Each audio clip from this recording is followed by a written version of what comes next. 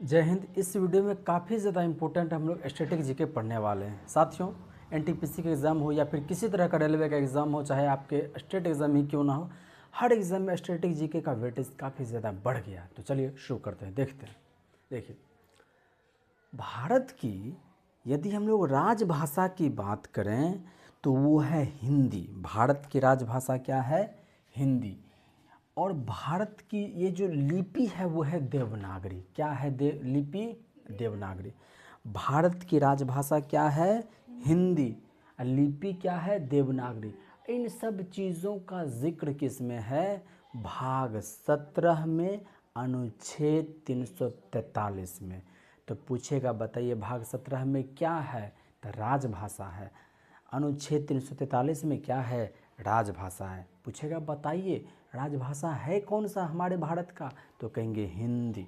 अब देखिए, हिंदी को राजभाषा जो बनाया गया था वो बनाया गया था 14 सितंबर 1949। कब बनाया गया था? 14 सितंबर 1949। हिंदी भाषा को राजभाषा कब बनाया गया? तो कहेंगे 14 सितंबर 1949। इसीलिए इसकी जो जो राजभाषा 14 सितंबर 1949 में इसको बनाया गया था, इसीलिए 14 सितंबर को मनाया जाता है आपका हिंदी दिवस। क्या मनाया जाता है? हिंदी दिवस। और पहला जो हिंदी दिवस जो है मनाया गया था कब? तो वो 1975 में मनाया गया था, नागपुर में मनाया गया था। नागपुर आपके महाराष्ट्र में है। संतरा यहाँ का बहुत ज़्यादा फेमस है। तो बताइए हिंदी को राजभाषा कब घोषित किया गया? तो कहेंगे 14 सितंबर 1949 में। और चूंकि इस दिन इसको राजभाषा घोषित किया गया, इसीलिए 14 सितंबर को हिंदी दिवस मनाते हैं। और पहला जो हिंदी सम्मेलन हुआ था, हिंदी दिवस जो मनाया गया था, वो मनाया गया था आपको 1975 में। और कहाँ पर मनाया गया था ये? तो नागपुर में। कब पहला हिंदी दिवस सम्मेलन मनाया गया? तो कहेंगे 1975 में। कहेगा कहाँ मनाया गया था? तो कहेंगे नागपुर में। फिर से कहेगा पहला हिंदी सम्मेलन कब हुआ था? तो कहेंगे 1975 में। कहाँ हुआ था? तो नागपुर में हुआ था। ठीक। अब देखिए, राजभाषा आयोग का गठन कब किया गया था? तो याद रखिएगा 1955 में। कब किया गया था? 1955 में। राजभाषा आयोग की स्थापना कब किया गया? 1955 में। और इसके अध्यक्ष कौन थे? बीजी खरे। कौन थे? बीजे खरे। राजभाषा आयोग की स्थापना कब हुई थी? 1955 में। और इसके अध्यक्ष कौन थे? बीजे खरे। अब देखिए, भारत की जैसे हम लोग लिपि की बात की, देवनागरी। पंजाबी भी एक भाषा होती है।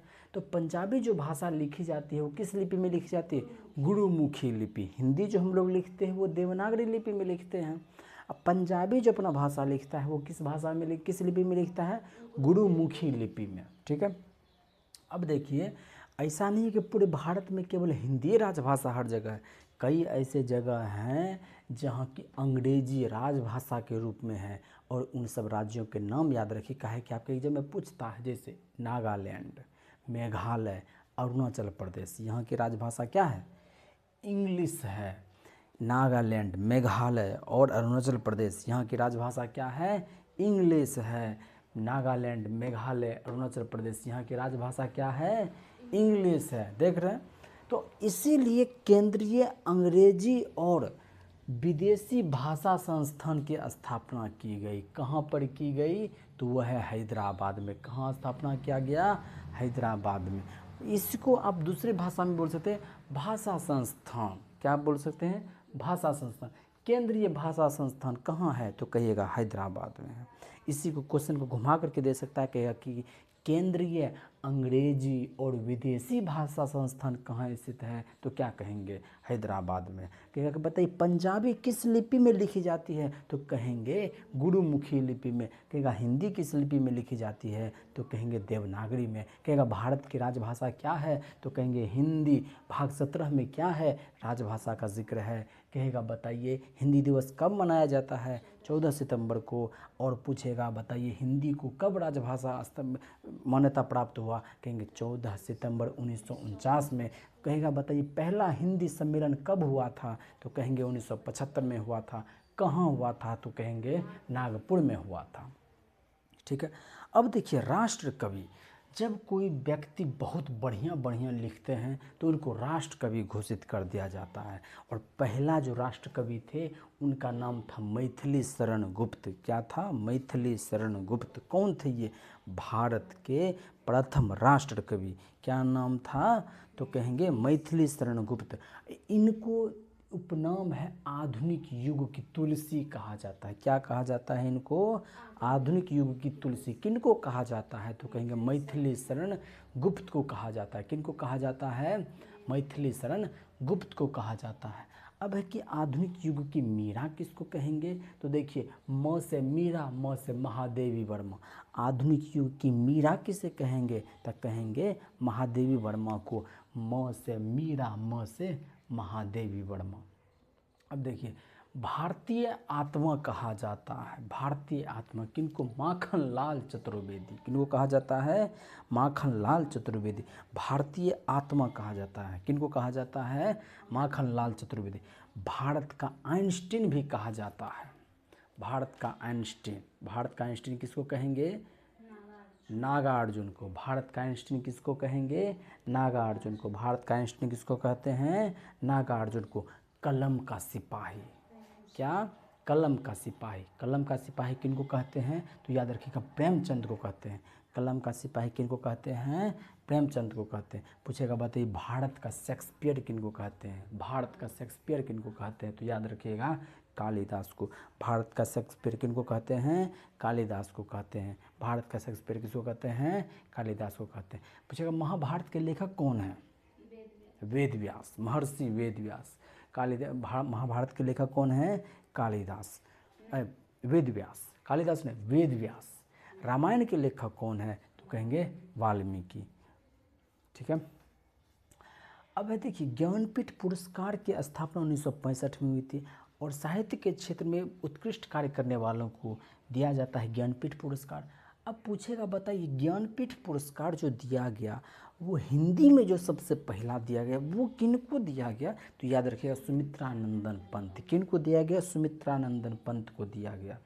इस सुमित्रानंदन पंत को ही कहते हैं सुकुमार कवि। याद रखना बहुत आसान है। सु देख रहे हैं, इसमें भी सुमित्रानंदन पंत, इसमें भी देखिए सुकुमार कवि है। दोनों में मैच हो रहा है।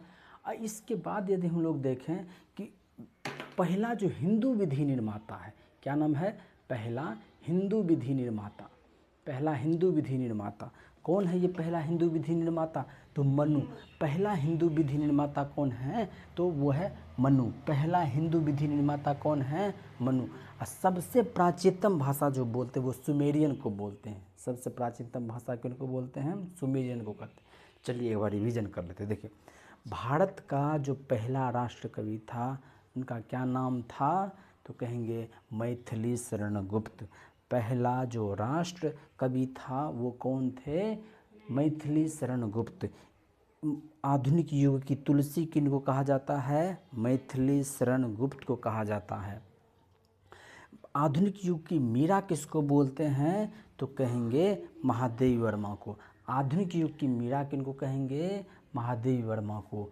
अब पूछेगा बताइए भारतीय आत्मा किनको कहा जाता है? तो कहेंगे माखन लाल चतुर्वेदी। कहेगा भारतीय आत्मा किनको कहेंगे? तो कहेंगे माखन लाल चतुर्वेदी को। कहेगा भारत का आइंस्टीन बताइए कौन? तो कहेंगे नागार्जुन। भारत का आइंस्टीन कौन होंगे? तो कहेंगे नागार्जुन। कहेंगे कलम का सिपाही कौन?